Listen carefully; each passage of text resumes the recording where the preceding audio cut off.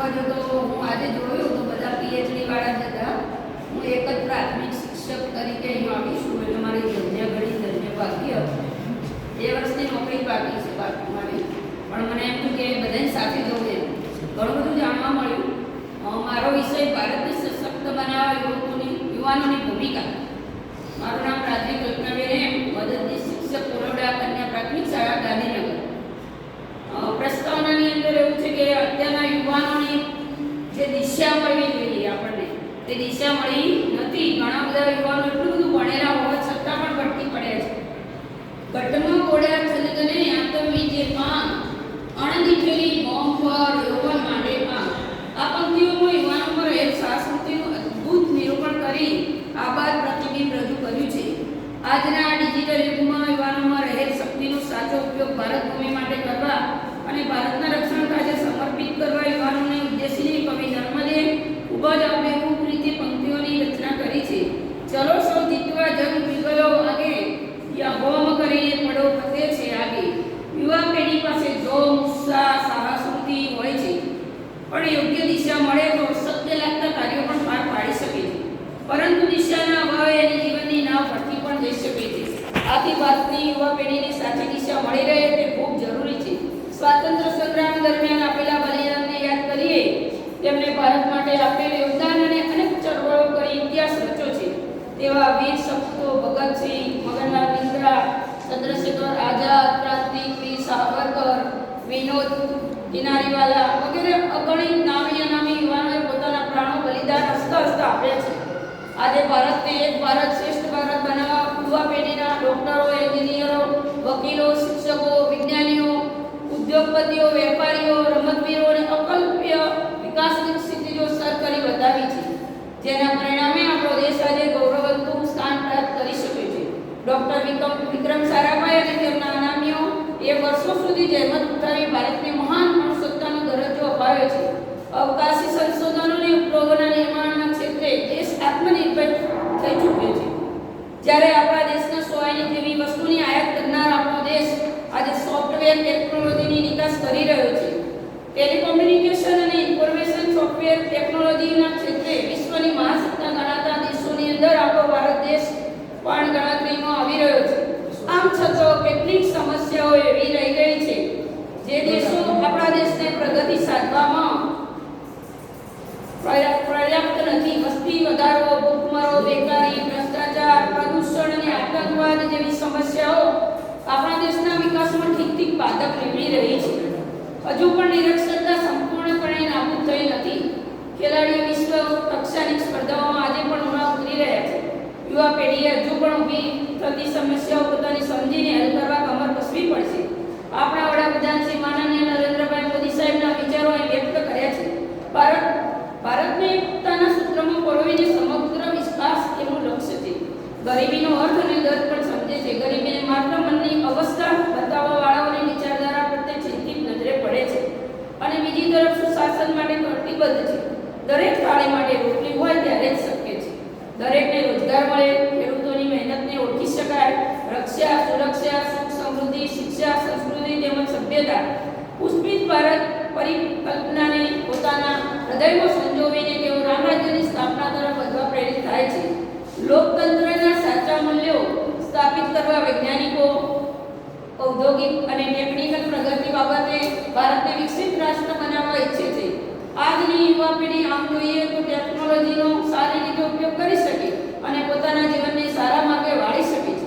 પરંતુ આજનું યુવાધન મોબાઈલનો ઉપયોગથી જીવનને ખોટા માર્ગે વાળી રહી છે. ભારતની મોબાઈલ ક્રાંતિથી અનેક સારા માટે સમાચાર પણ જાણવા મળે છે. યુવા પેઢી કયા રસ્તે એક ભારત શ્રેષ્ઠ ભારતની યોજનાથી અને એકબીજા રાજ્યની સંસ્કૃતિ જાણી અને માણી શકાય છે. પણ યુવા પેઢીની વાત અંગે વિચારી અને ચકાસીએ કે અમને દિમાગમાં કેટલું ભંડોળ છે ત્યારે દુઃખદ અહેસાસ થાય છે. યુવાનો સામે આટલી બધી ફરિયાદો છે. કાકા કાલેકરનું કથન અચૂક યાદ આવે છે. એમણે કહ્યું યુવાન પાસે બધું જ છે, માત્ર સુકાન નથી. પણ બચુભાઈ તો કંઈક અલગ જ કહે છે. યુવાનો પાસે માત્ર સુકાન જ નહીં, સંસ્કાર, સદબુદ્ધિ, સમજદારી, દુનિયાદારી, કોઠાસૂઝ બધું જ ઓછું છે. એમની પાસે તનનો કડવાટ છે, મનના મનસુબા છે અને ધનના ડગલાઓ છે, પણ સ્વતંત્ર વિચાર શક્તિ નથી. નક્કર ઈરાદાઓ છે પણ હું સારું નરસું ભારતમાંની વિવેક બુદ્ધિ નથી. દિલમાં લાગણીઓ છે પણ દિમાગમાં લક્ષ્ય નથી. પગમાં ગતિ છે પણ દિશા સૂઝ નથી. એમના અંતરમાં આવેગ છે ને ઉમળકો તો દુનિયાભરનો છે પણ વર્તનમાં ગંભીરતા અને ઠરેલતા નથી. પરિપક્વતાનો ખાસો અભાવ છે. એમની પાસે યૌવનની મસ્તી જ મસ્તી છે પણ દીર્ઘ દ્રષ્ટિ નથી. કપાયેલા પતંગ ગમે તે દિશામાં ઘસડાય છે તે રીતે યુવા પેઢી દિશાહીન બની ગઈ છે. પરીક્ષાના પરિણામો પ્રગટ પછી તેમની 2 વખતનું રિઝલ્ટ પણ પ્રગટ થાય છે. 90% વાળો હોશિયાર વિદ્યાર્થી મેડિકલમાં પ્રવેશ મેળવે એટલે તેના 50% વાળા મિત્રો મેડિકલમાં જવાની જીદ પકડે છે. મા બાપ દેવું કરીને દૂરની કોલેજોમાં દાખલા દે છે. વિદેશમાં પણ મા બાપ પોતાના બાળકને ડોક્ટર સુધી પહોંચાડવા પ્રયત્ન કરે છે. પછી તો ભણવાને બદલે હોસ્ટેલના મિત્રો સાથે 21 વાસે બિયરની આખી બાટલી પૂરી કરી દેવાની શરત વધારે છે અને બિયર ન પી શકવાને કારણે 500 રૂપિયા જાય છે. આ પોતાનું જીવન બરબાદ કરી માતા પિતાને દેવામાં ડૂબાડી દે છે.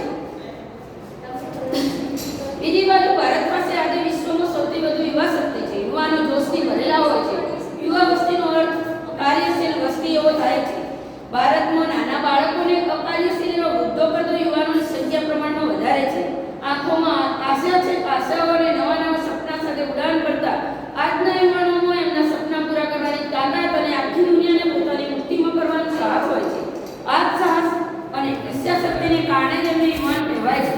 આમ યુવાની ફેશનમાં સમયનો બગાડ કરી વહી જાય તો યુવા પેઢીને મળેલ સામાજિક, ઐતિહાસિક, સાંસ્કૃતિક વારસો લુપ્ત થઈ જાય. માટે યુવા પેઢીને સામાજિક, આર્થિક અને સાંસ્કૃતિક વારસાને જાળવી રાખવા વારંવાર નવી દિશા અને પ્રોત્સાહન આપવું જોઈએ. યુવાનો પોતે ખૂબ સારો અભ્યાસ કરતો હોવા છતાં બેરોજગાર રહેવાના કારણે પોતાના મૂલ્યવાન જીવનનો માર્ગ યોગ્ય દિશામાં ન જતો અવળે રસ્તે વ્યસનો કરી આવું મહામૂલ્યવાન મનુષ્ય જીવન વેઠવી નાખે છે. આજે કૃત્યને પુષ્ટે વધતી મોંઘવારી અને ચિંતાઓને કારણે થતી બીમારીઓ, બીપી, ડાયાબિટીસ, કેન્સર વગેરેના ભરડામાં યુવાનો પોતાનું યોગદાન ગુમાવી રહ્યા છે.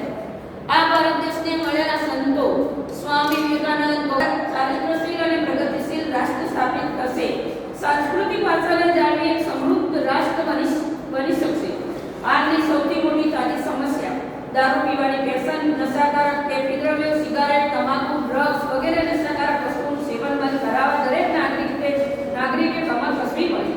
આમાં જો કેટલાક યુવાનો અવારવાડે ચડીને વ્યસનો કરીને જીવન બરબાદ કરતા રોકવા પડશે અને આવા વેપાર કરનાર વ્યક્તિઓને કડક સજા કરવી પડશે. આમ યુવાનો પોતાના યૌવનને નાશ કરી ભારતને સતત પસરાટ આપી એક અખંડ અને પ્રગતિશીલ રાષ્ટ્ર બનાવી નહીં શકે.